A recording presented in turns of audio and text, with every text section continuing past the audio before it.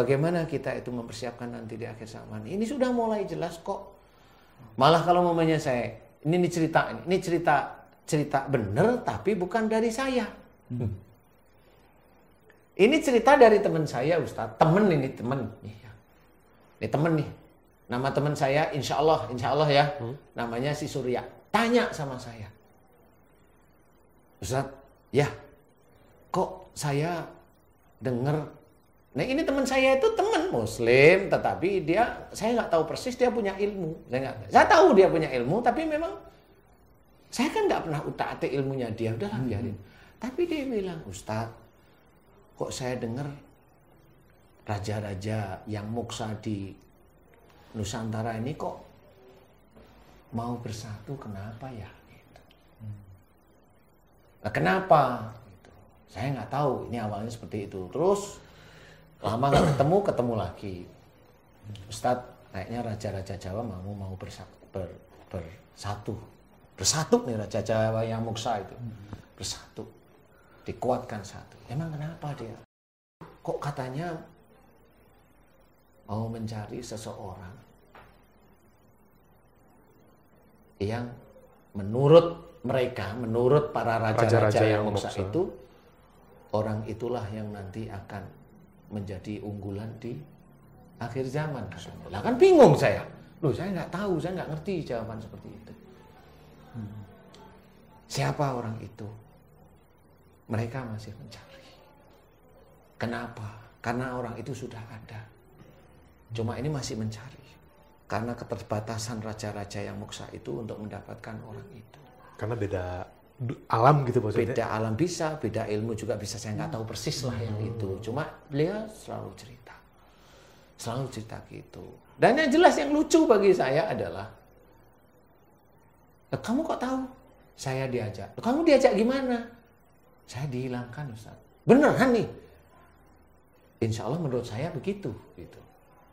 Dihilangkan, diajak ke ranah mereka. Jadi dia menghilang memang. Ke alam mereka ya? Ke alam mereka. Jadi dia nggak ketemu sama keluarganya. Berapa lama itu Pak Ustaz? Dia bilang ada yang 1 bulan, ada yang 2 bulan, ada yang kemarin dia itu 2 tahun dia hilang. Innalillah. Mas Bobi mau daftar? Hah? Jangan dicari bakian nanti. Tapi waktu alam muksanya itu juga sama 2 tahun atau berapa lama, atau lebih cepat atau lebih dia lambat? Dia nggak tahu.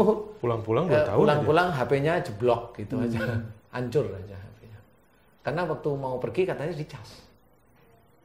Nggak ada yang nyentuh. Masih hancur. Ada di situ hancur. Masih hancur. Mungkin over ya kali ya, saya nggak ngerti juga. Dia hanya ngomong begitu. 2 tahun. Dia hanya cuma WA ke saya, Ustaz, saya udah sampai. Dia kalau udah bilang sampai, saya langsung, kamu dari mana? Ah, baru dia nanti cerita. Itu punya anak istri, Ustaz? Punya. Nah, terus gimana 2 tahun? Nggak tahu saya. Hilang begitu? Nggak tahu. Alhamdulillah katanya istrinya nggak nyari. Gitu. Kan yang ngasih makan Allah. Nah, yang ngasih makan Allah. Nggak mesti apa kangen gitu. Bukan Kia. Ya nggak tahu. Intinya seperti itu. Itu jadi saya tuh baru berpikir, loh, ini kerajaan yang muksa ya, gitu aja, ya? Walaupun seperti itu, dia tahu loh akhir zaman. Dia tahu dia. Peringatan untuk semua makhluk sebenarnya, iya. Dan Allah sudah cerita, tidak akan kuciptakan jin dan manusia kecuali untuk beribadah kepada Allah. Kan gitu. Jadi sebenarnya mereka juga sebenarnya tahu. Sama aja. Dan dia juga bilang, kata si teman saya itu, mereka raja-raja itu bilang, saya akan ada di belakang seseorang yang dianggap unggulan. Unggulan menurut mereka, unggulan itu tadi. Gitu. Nah ini yang sampai sekarang pun beberapa bulan ini teman saya belum WA saya, berarti ya memang hilang beneran. Saya coba lihat statusnya itu, di titik dia hilang itu dia sebelumnya minta restu. Ustaz tolong doain biar saya selamat ya, gitu aja. Amin, insyaallah. Hanya gitu. Saya kan tahu jam berapa. Habis itu ya di WA-nya itulah sampai sekarang masih tanggalnya, jamnya masih. Kalau dia bohong, menurut saya dia bukan tipe pembohong. Gitu. Nah, disinilah saya juga nggak ngerti kok mereka yang di kerajaan itu menyatu. Saya diceritain sih. Biasanya kan Jawa Barat sama Jawa Tengah atau Jawa Timur kan nggak cocok lah. Dulu ada pemberontak, ada perang. Ini yang saya tanya, kamu di Jawa Timur ketemu siapa? Ketemu Prabu Brawijaya. Terus kalau dia jawab Jawa Barat ketemu, tapi dia nggak ketemu yang namanya siapa itu namanya? Prabu Siliwangi. Prabu Siliwangi nggak ketemu, tapi ketemu sama atasan-atasan ya yang di Galuh Pakuan. Gitu. Oh gitu. Ya. Terus mereka menyatu. Mereka menyatu sekarang. Romo Kian Santang. Nah, saya nggak tahu persisnya. Tapi ini kan di dunia mereka yang saya memang nggak tahu, Ustaz. Nah, disinilah sebenarnya ini di dunia mereka sudah kasak kusuk sebenarnya. Nah, kalau di dunia sekarang kita memang kalau saya disuruh nyeritain, yang saya amati memang seperti itu, banyak dari saudara kita itu saling bermusuhan. Kebalikannya malah Pak Ustadz ya. Kalau itu kan raja-raja itu bersatu. Nah, di kita nih kayaknya kebalikan.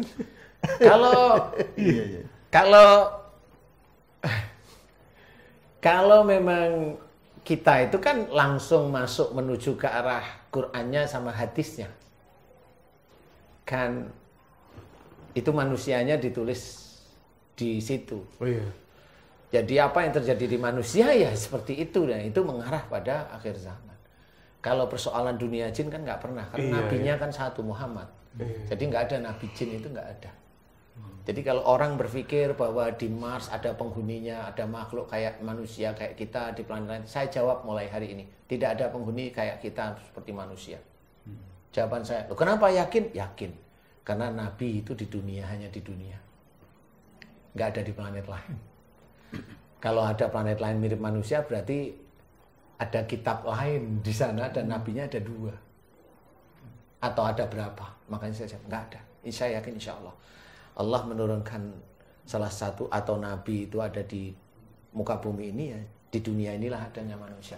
Kalau di planet lain itu jin semuanya. UFO itu jin. Jin UFO itu di sana negara barat itu orang yang memainkan otak itu tinggi, apa namanya? Teknologi tinggi. Pasti jinnya jin UFO, jin yang teknologi. Yang pernah kita bahas gitu Pak Ustadz. Ya. Tapi kalau di Indonesia hobinya itu nyantetin orang, ya jinnya gendruwo, kuntilanak, pocong dan sebagainya. Ular. Ya emang begitu ya, memang kita harus ngakuin, nggak perlu kita malu-malu. Lah ya jinnya ya begitu. Yang di sana itu yang kepalanya besar. Alien itu kepalanya besar yang begini. Iya memang bener. Kalau memang Mas Bobi nanti mau jalan-jalan, ayo kita jalan, kita lihat aja nanti di sana. Kan gitu, jadi lucu. Di Amerika. Iya, gitu. Nah itu menurut saya itulah yang menjadi pertanda. Kemudian suara gemuruh yang geng gede banget terus itu. Ya kali itu Berapa kali terjadi ya? Bunyi-bunyi dentuman bulan-bulan kemarin makin sering. Terakhir saya ketemu Ustadz Hilman tuh di lift mau ke atas lantai 2 tuh, beliau semalam tuh dentuman lagi, cerita lah sedikit sampai situ. Tuh memang dentuman itu ada terus sampai kapan Allahu a'lam. Tapi yang jelas itu dicoba direalisasikan oleh teman-teman kita yang ada, saya tidak tahu apa namanya, BMKG atau, ya mau mencoba direalisasikan biar orang itu tidak masuk ke ranah mistis. Boleh, silahkan boleh, tapi jangan nipu ya. Karena kalau dia mencoba merealisasikan tetapi itu bentukannya adalah analisa dan itu diyakini, itu nipu sudah. Itu. Nah, harus hati-hati, dan kalau dia nipu menjadi percaya, ya dia nipu akan ditulis oleh Allah Ta'ala seperti itu. Nah inilah sebenarnya akhir zaman ini memang sesuatu yang mengerikan. Bukan sesuatu yang pasti akan terjadi. Dan di situ insya Allah kayaknya orang itu tidak akan paham bahwa itu akhir zaman. Pasti tidak akan paham. Setidak fahamnya seseorang ada banjir di sana, runtuh di sini, banjir di sini. Itu tidak akan paham. Taunya hanya di TV tapi dia biasa. Kalau besok itu akhir zaman, itu turunnya asteroid ke muka bumi dan banyak. Dan turunnya asteroid ini, itu dengan teori fisika, itu memang dia akan mengeluarkan debu, kan pecahnya asteroid itu kan mengeluarkan debu, dan itulah yang kita namakan Tuhan. Dan asteroid ini pasti dia berisi medan magnet yang sangat kuat, dan itulah yang akan mematikan banyak turbin di seluruh dunia. Dan kalau itu sudah benar, orang hanya cuma bangun itu di Jakarta, kok panas ya rumah saya, kan gitu aja. Oh listriknya mati, semua dilihat. Oh mati, listrik mati, udah tidur lagi deh, jendela dibukain, kan tidur. Dia bangun-bangun itu ada, riuh rendah itu apa, dia bangun. Masih pagi kok begini sih. Umpamanya ini kalau datangnya itu malam, umpamanya. Dia bangun, kok rame apa? Ada perampokan? Ada? Enggak, kenapa? Listrik mati, ini kok ini kendaraan saya nggak bisa dipunyai, hanya nggak bisa ini semua. Di jalan sepi, nggak ada kendaraan sama sekali. Orang mulai diem. Kenapa ya? Orang berpikir, ini nggak ada kendaraan, nggak bisa kemana-mana nih. Makan. Supermarket dikeroyok pasti. Kan mikir seperti itu kan nggak cuma kita. Orang yang lebih dulu bangun dia sudah mikir ke situ dulu. Supermarket di Indonesia ada berapa sih? Emang supermarket satu bisa ngasih makan orang sekampung, kampung aja dulu. Ya. Emang bisa? Nggak bisa itu. Selesai sudah. Sehari, 2 hari, 3 hari bisa baru. Apa ini? Tuh kan apa ya? Kok gelap, matahari nggak pernah muncul ya. Nah, disinilah mulai berkecamuk di sini. Mulai saya 2 hari nggak makan, saya harus makan apa? Di Jakarta mau makan apa? Di Semarang mau makan apa? Di Jeddah mau makan apa? Mau makan apa sekarang? Kalau udah berhenti begitu. Mengambil uang ATM mengambil uang ATM mati. Dan gak ada yang jualan juga. Gak ada yang jualan juga. Nah, nggak bisa nge-vlog. Disinilah mulai ada chaos itu. Ada chaos, makan, dia punya anak kecil, anaknya nangis, ayah, lapar ya, ayah lapar. Itu yang harus kita pikirkan sebenarnya. Makanya kita harus berhati-hati. Tapi ada sesuatu yang lucu menurut saya. Saya ada cerita lucu dari teman saya. Saya sebenarnya sudah mengincar salah satu satu tempat lah. Saya mengincar tahu tempatnya, tahu lah saya. Teman saya itu ngomong, Ustadz, ya, kok itu raja-raja yang moksa itu bilang di tempat itu kok kewahyan ya, gitu. Kewahyan, Pak Jasan pasti tahu ya, yang dirahmati ya. Iya. Itu Raja Jin itu ngomong seperti itu di tempat itu. Tempat mana?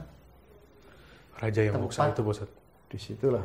Tempat Raja Moksa itu ngomong karena itu kan lingkungan. Jadi dia pasti ada komunikasi dari spion-spionnya itu loh. Apa namanya itu? Intelnya dia sebenarnya. Itu ngomong di daerah itu ada kewahyan. Kewahyan itu kalau kita orang Jawa itu dirahmati selalu. Dan tempat itulah yang sebenarnya baru saya lirik. Itu saya lirik. Nah di situ saya tanya, benar? Dan teman saya tuh nyebutkan daerahnya, menyebutkan tempatnya yang dia belum pernah ke situ. Saya senyum. Dia tanya sama saya bilang nggak tahu. Tapi jujur saya bilang, loh, kok di situ gitu. Belum pernah tahu sama sekali temannya Pak Ustadz itu? Belum. Jadi dia itu dikasih tahu sama raja-raja itu. Di situ, di tempat itu, di daerah kota ini, di daerah ini, itu ada tanah yang kewahyan. Kewahyan itu dirahmati. Diberkahi. Menurut mereka, tapi... Pak Ustadz nih, kalau menurut teman Pak Ustadz nih, raja-raja itu sebetulnya sudah meninggal. Pak Ustadz itu belum meninggal, Ustadz? Belum meninggal, berarti hidup tapi di alam lain gitu ya? Hidup di alamnya jin kali ya. Di alam jin. Saya juga Barangkali nggak tahu. begitu ya? Barangkali seperti itu. Karena moksa itu kan ilmu tertingginya dari ilmu menghilang. Oh, gitu. Ilmu tertingginya dari ilmu menghilang. Hilang, jadi nggak bisa balik lagi gitu. Saya baru gitu mau ya? nanya, Iya. moksa itu apa sih soalnya saya? Oh, gitu. Moksa itu hilang sebenarnya. Tidak tampak. Terjawab. Iya. Hilang. Jadi moksa itu hilang, Ustaz. Hilang. Jadi kalau ada tukang sulap atau tukang sihir yang di TV, saya bilang itu tukang sihir. Dia ada di kotak, dikunci, kemudian dia ada di luar. Nah, itu tukang sihir namanya. Bukan moksa ya?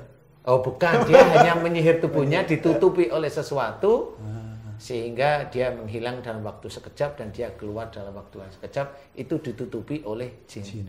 Jin ilmunya dia. Apapun dia bilang, kalau dia mendengar kata-kata saya di sini, senyum aja lah. Kayak gitu, senyum aja lah. Saya tahu ilmu yang seperti itu walaupun saya nggak punya. Saya tahu ilmu yang begitu, ditutupi sama jin, dipegang sama jin. Saya tahu dipegang sama jin bisa, kasih selimut sama jin bisa. Hanya itu aja kuncinya. Dan saya tahu persis. Jadi nggak usah protes, tahu. Itu tukang sulap, iya tukang sulap sama tukang sihir sama. Kalau saya gitu, sama aja nggak apa-apa. Tapi kan kamu bukan nyihir nyantet, kamu nyihir untuk show, performance lah, boleh lah, silahkan nggak apa-apa. Itu bisa dapat uang, silahkan nggak apa-apa. Tapi saya cerita apa adanya. Kalau kita kan harus di sisi agama kita ya. Kalau memang dia ilmunya begitu ya nggak apa-apa, silahkan. Wong itu yang dia sukain kan gitu ya. Sama seperti orang yang belum muslim, dia suka begitu ya, udah biarin aja kan gitu aja. Nah, disinilah sebenarnya tadi moksa itu hilang sebenarnya. Jadi itu ilmu tertinggi dari menghilang. Jadi itu ilmu.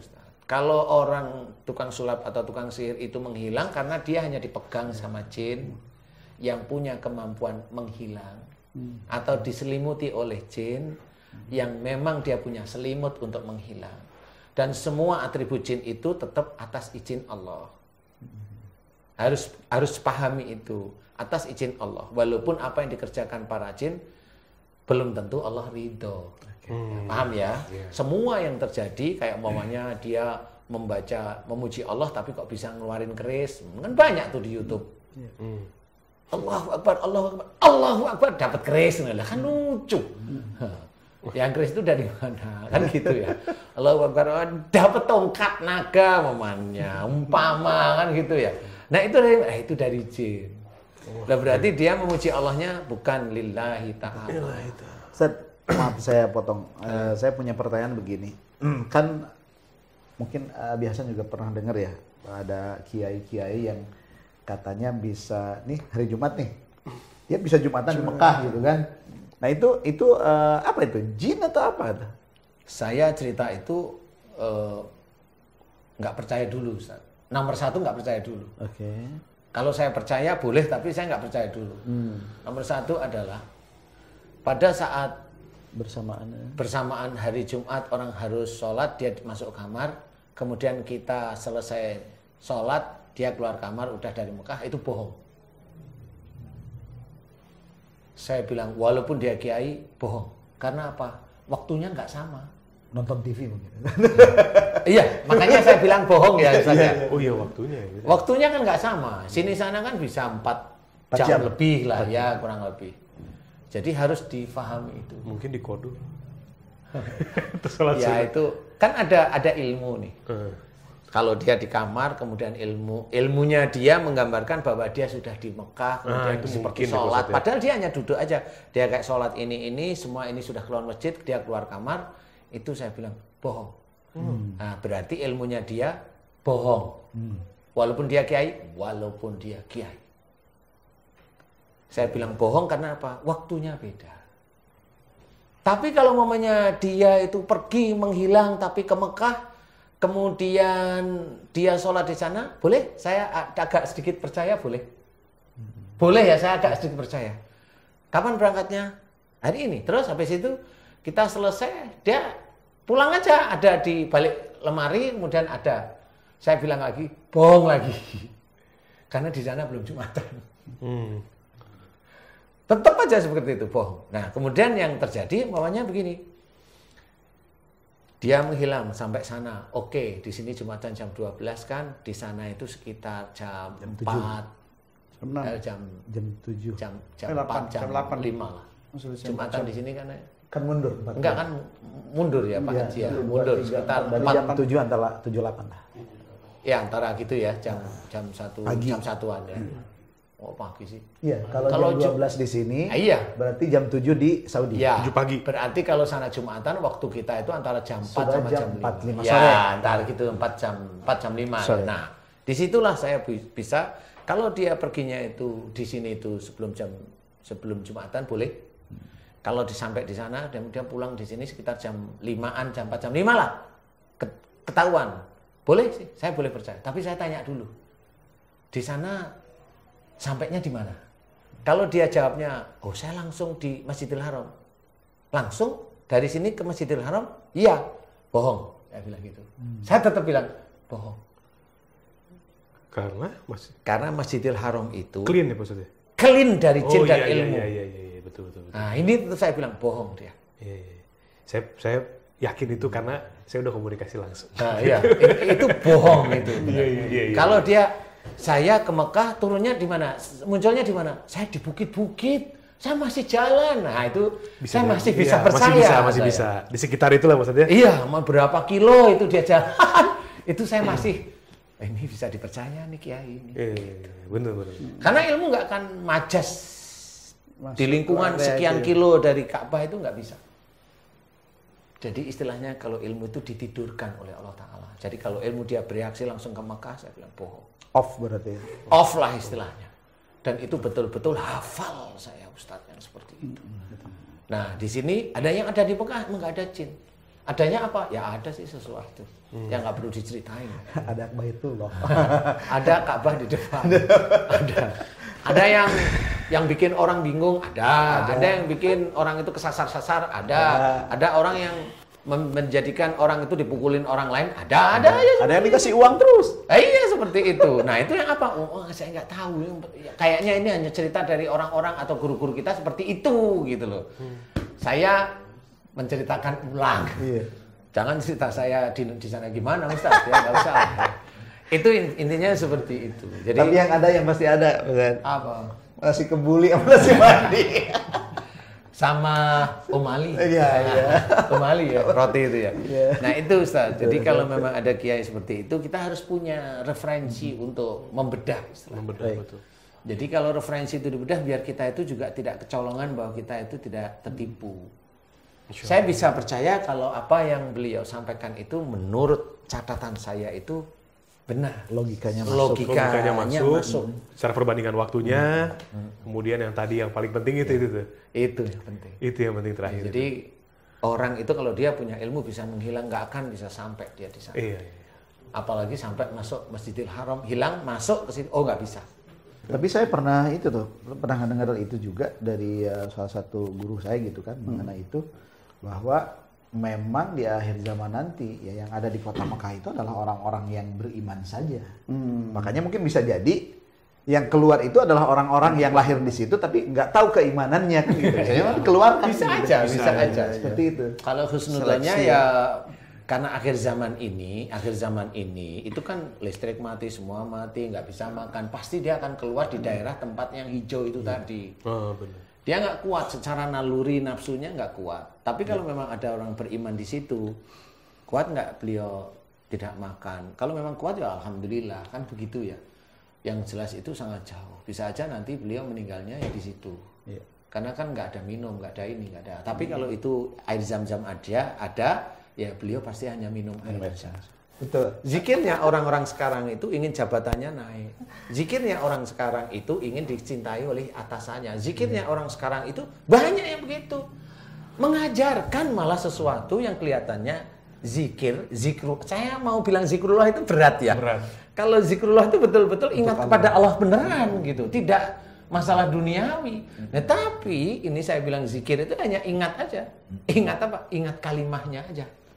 Tetapi diperuntukkan Makna terdalamnya ya. Lillahi ta'ala. bukan lillahi ta'ala tapi untuk duniawi lah. Kalau zikrullah itu harus. Nah, mulai sekarang ini umpamanya zikir betul-betul mohon ampun ya mohon ampun aja. umpamanya memuji Allah, ya memuji Allah. Nggak ada yang kita cari. Karena Allah nanti akan mengatur bagaimana rezeki kita, bagaimana keluarga kita, bagaimana makan kita, itu Allah yang mengatur. Loh kalau kita nggak kerja, lah kerja itu kan disuruh sama Allah Ta'ala, berarti kan kita juga kerja. Ikhtiarnya kan sudah jelas gitu loh. Jadi kita serahkan sama Allah Ta'ala. Nah, kebanyakan orang-orang mengajarkan itu zikir, membaca sesuatu itu untuk dunia. Supaya bayar hutang. Bisa bayar hutang. Kan lucu. Dapat anak. Dia berhutang. Dapat gebetan. Aduh, Ustaz. Yang utang dia, yang nyuruh utang bukan Allah Ta'ala, tapi dia. Nanti waktu nggak bisa bayar utang, mohonnya kepada Allah. Suruh boleh. bayarin utang. Kemudian bisa aja sama Allah Ta'ala dilunasi. Dengan cara Allah itu dilunasi. Nanti setelah lunas, gaya dia.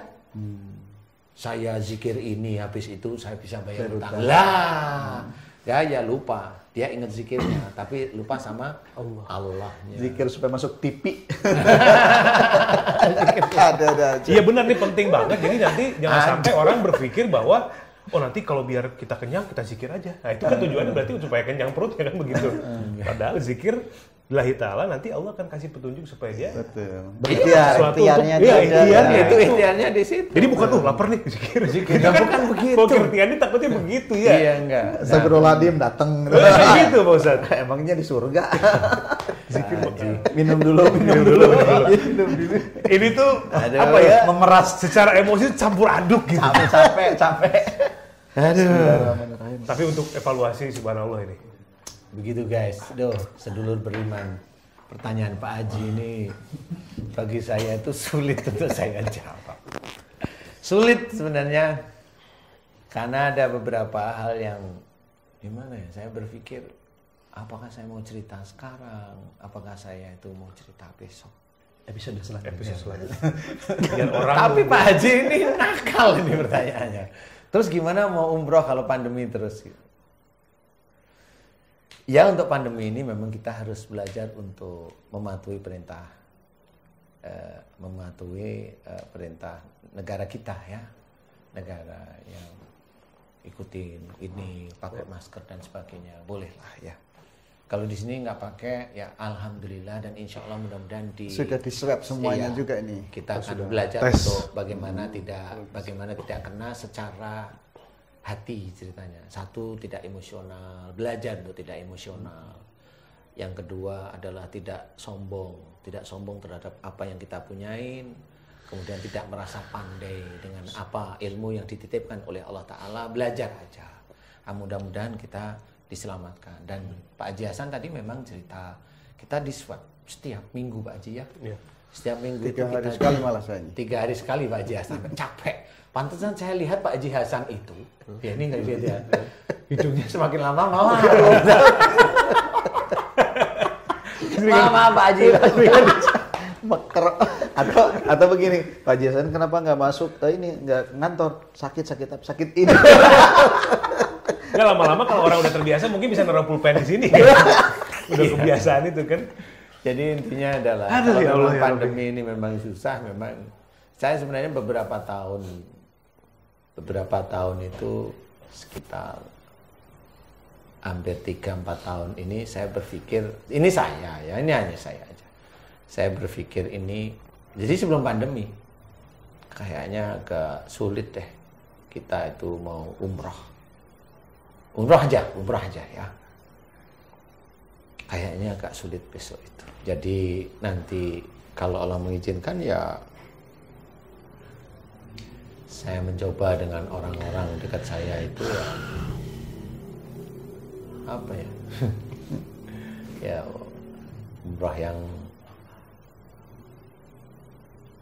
umrah yang agak takutnya nanti tidak ketemu dengan Baitullah sebenarnya. Itu 3-4 tahun yang kemarin.